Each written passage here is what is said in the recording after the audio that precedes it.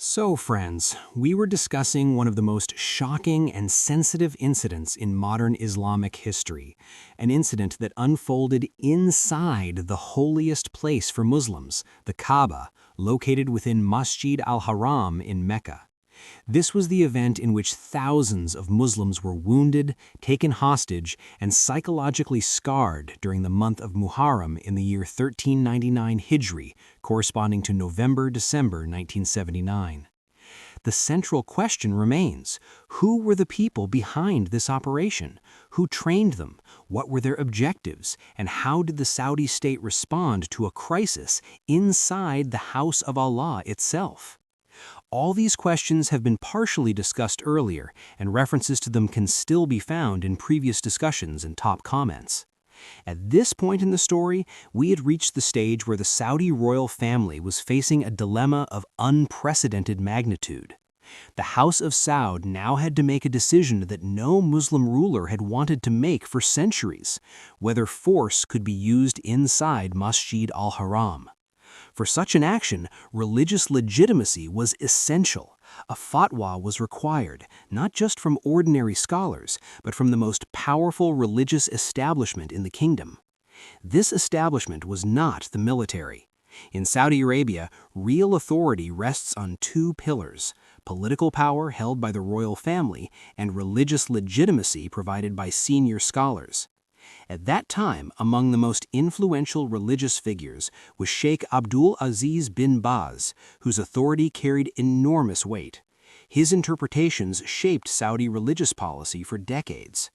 The Saudi monarchy already had a long-standing relationship with the religious establishment. However, this relationship had always been delicate. Scholars often restrained the royal family when it came to religious matters, while the royal family ensured that scholars maintained loyalty to the state. This balance was now being tested in the most extreme circumstances imaginable. After intense deliberation, a fatwa was issued allowing Saudi security forces to use force inside Masjid al-Haram, but with conditions. The attackers were not to be referred to as Muslims performing legitimate resistance. Instead, they were declared misguided rebels, bugat, who had violated the sanctity of the haram. This religious classification became the legal and moral foundation for what followed. Saudi security forces were now authorized to act.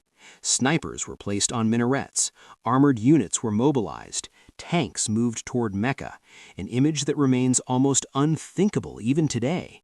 Yet at this stage, the outside world had no idea what was happening. On direct orders from King Khalid bin Abdul Aziz, all communication lines from Mecca were cut, phone connections were severed, roads were sealed, entry and exit were strictly controlled. No foreign journalists, diplomats, or observers were allowed anywhere near the city. Only Saudi citizens could move within controlled zones, and even they were monitored. The House of Saud hoped to resolve the crisis quietly before news leaked out and damaged the kingdom's reputation as the custodian of the two holy mosques. But such secrecy was impossible to maintain. Despite Saudi efforts, information slowly escaped. One of the key leaks occurred through American diplomatic and intelligence communication networks. U.S. intelligence officials in Saudi Arabia managed to send reports to Washington and New York. These early reports contained uncertain and speculative information, including the suggestion that the attackers might be Iranian. This assumption did not emerge in a vacuum. At that exact moment in history, the world was already in turmoil because of the Iranian Revolution.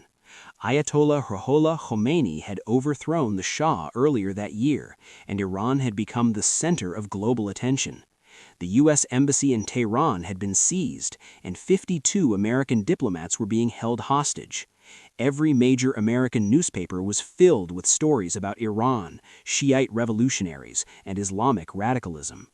In this charged environment, American media outlets, including the New York Times, published headlines suggesting that militants had taken over Masjid al-Haram and that they were possibly linked to Iran. This single assumption ignited a firestorm. Across the Muslim world, anger exploded. Many Muslims believed that America was deliberately spreading lies to pit Muslims against one another.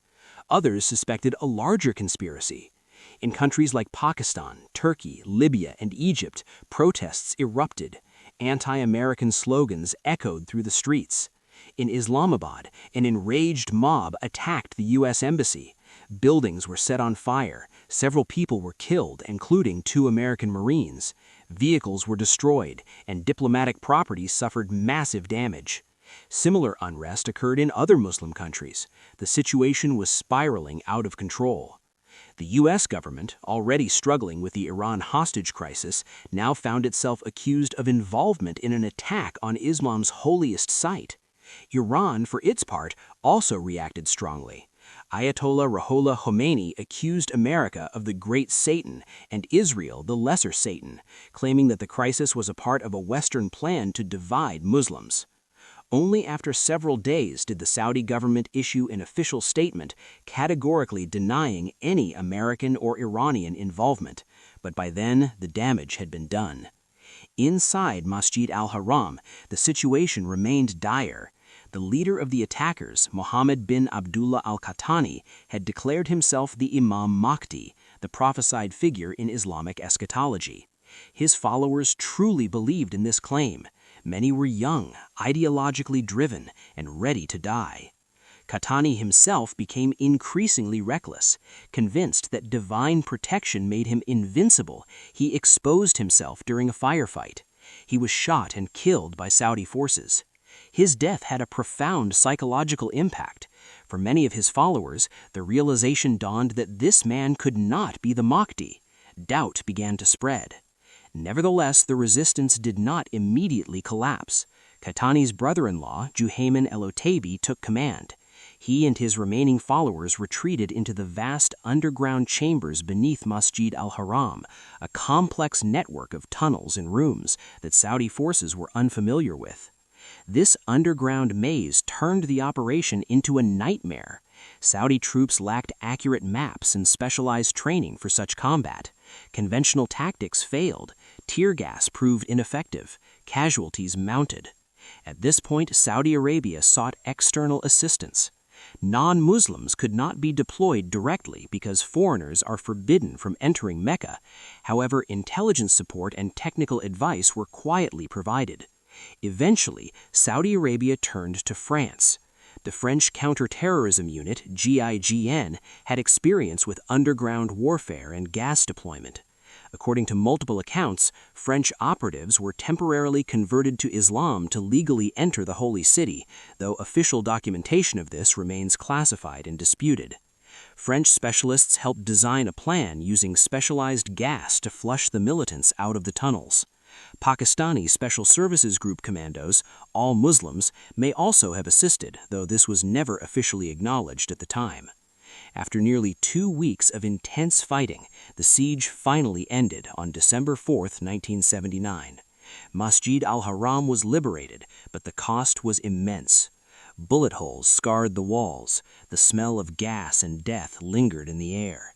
Hundreds had died. Militants, security personnel, and innocent worshippers. No foreign cameras were allowed to record the aftermath. The Saudi state tightly controlled every image and every narrative. Only days later did King Khalid enter the Haram, praying inside the Kaaba. Footage of this moment was released worldwide, reassuring Muslims that the sacred site remained intact. Juhayman al-Otaibi and his surviving followers were captured. After trials, they were executed. The Saudi state declared them criminals who had shed Muslim blood and desecrated a holy place. This crisis permanently reshaped Saudi Arabia. The monarchy emerged shaken but strengthened. To appease religious conservatives, Saudi society became more restrictive in the following years. Religious police gained more authority. Public life grew more conservative. At the same time, this incident deepened the ideological divide in the Muslim world. It intensified rivalry between Saudi Arabia and revolutionary Iran. It reinforced sectarian suspicion, and it marked the beginning of a new era of proxy conflicts across the Middle East. The siege of Masjid al-Haram was not just an isolated event. It was a turning point, a moment when faith, politics, power, and fear collided inside the most sacred space on earth.